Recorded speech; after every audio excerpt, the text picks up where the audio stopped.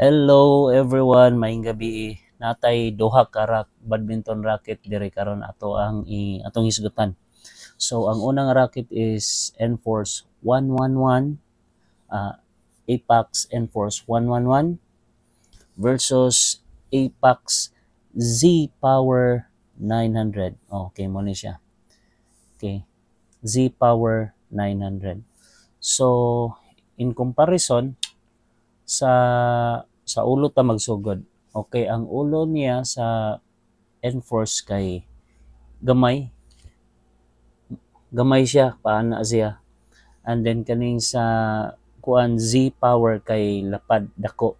So kung beginner ka, mas maayo gamiton ning Apex Z Power tungod kay dako ang iyang ulo kumpara aning kuan Enforce slim niwang.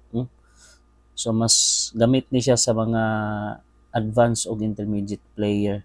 Dayon sa gibugaton, mas bugat ni siya kay 84 grams man ni.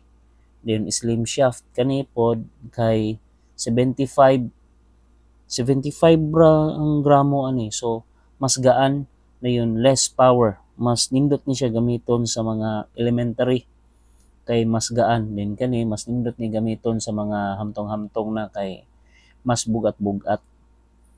Dayon mas nindot po ni siya sa depensa tungod kay gaan man siya. So ang kaya ani niya nga tension is mukaya siya og 33 pounds. Dayon ang gibugaton ay ang string tension kani kay mukaya ni siya og 38 man siguro, pero ang string tension gibutang na ani kay pila 28 to 30 lang no. 26 ni 26 ang gibutang ani. Sound check kani 26 sad ni pero mukaya na siya og 33 pounds. Sound check.